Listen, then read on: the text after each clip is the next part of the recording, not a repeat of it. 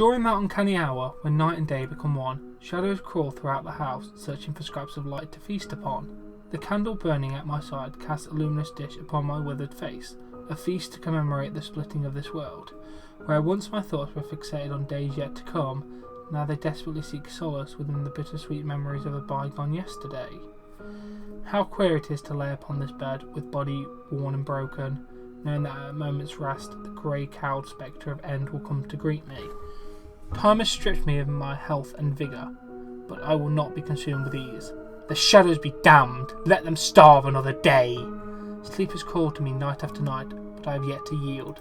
Many would say I am mad for waging this war of attrition, but what do those fools know?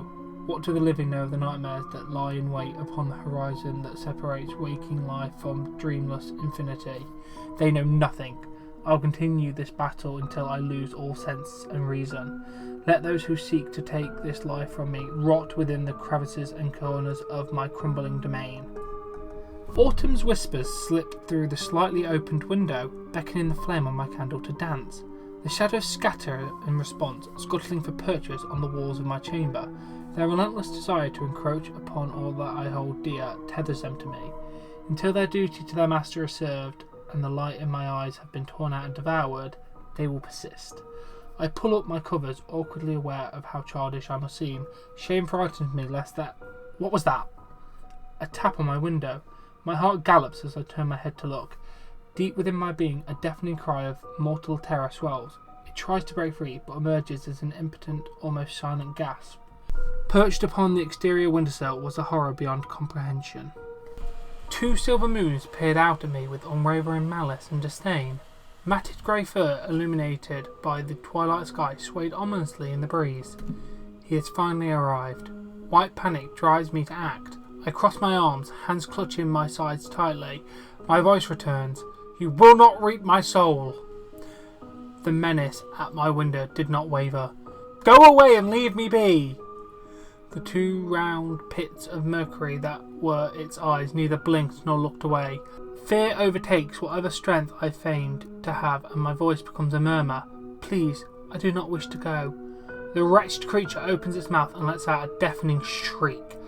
Tendrils scratch and tear as they work their way through my ear canals. The sharp discordant notes pierce my eardrums like jagged shards of glass. My covers flutter as I pull them over me. The candlelight flails frantically and the shadows rave. The drumming of a heart reverberates throughout, gradually increasing in intensity. My temples throb with each thump as crimson magma courses wild and uncontrolled through my veins. With forehead damp with sweat, I lay completely submerged within my quilt. What am I to do now? That vile thing wishes to spirit me away. No. I will not let it. I must keep it out. The window! The cursed thing is still ajar. It needs to be shut. Clutching my chest in a futile attempt to calm the wild stampede inside, I pull off the comforter and whirl myself upright. The ruins that were once lithe and well-muscled legs tremble feebly as I slowly slide them off the bed. My feet hit the floor like rags, and my bones rattle.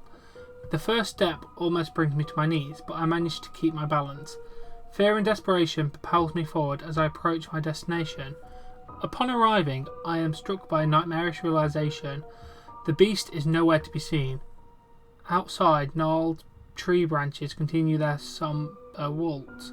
I shut the window and turn to face the looming shadows that stretch out before me. My candle continues to burn, small and insignificant amongst the all-encompassing pitch-black nothingness. Silence echoes throughout the house. What used to be a place of familiarity and comfort now looked very alien and perilous. I can feel his presence permeating the very air I breathe.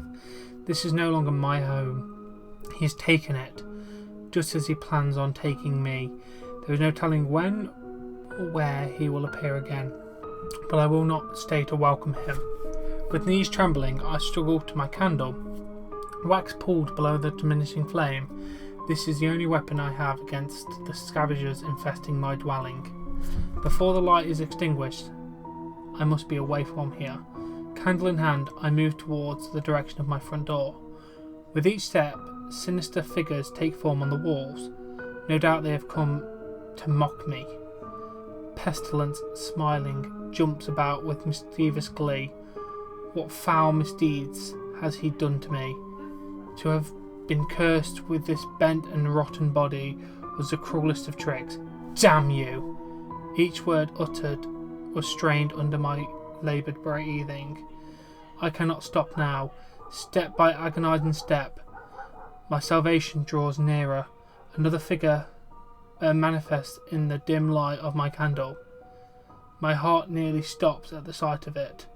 Elizabeth? My dear Elizabeth? Oh, how can this be? I've not seen your face since my youth. That was so long ago. Why? You have not aged at all. How is this possible? I have gotten so old, but you are still just as beautiful as I remember. Tears, full of pain and regret, caress my lips. The shame of standing before her, withered and decrepit, was too much to bear. Time is a blight upon man. What greater evil is there than to provide a person with the flame of life, only to have them watch it slowly fade away as the years pass? How unfair is it to make a person strive to become whole, all while the pieces of them are chipped away by the ticking of a clock? It is maddening and utterly terrifying. But here was Elizabeth, eyes and hair like honey, her skin fair and untarnished. I reach out to her. I need to feel her, to take hold of her, to feel love and life again. Just then, the candle flickers for an instant. In that momentary darkness, something changed. Elizabeth still stood before me. However, her face, oh dear God, her face. The flesh had been peeled away, revealing a hideous blackened skull. Maggots dripped like spittle from the tiny gaps in between her cracked and decayed teeth. Empty eye sockets, lacking any indication of consciousness or empathy, gazed at me. I clutched my chest in agony, heart attempting to burst through bone and flesh. The door.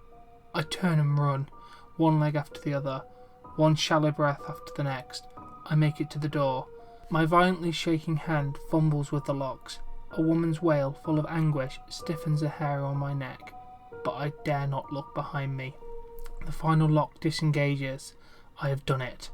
I swing the door open and see him. The pale glowing eyes, the silver fur. Death. The candle slips out of my hand as I sink to the floor. My heart grows silent.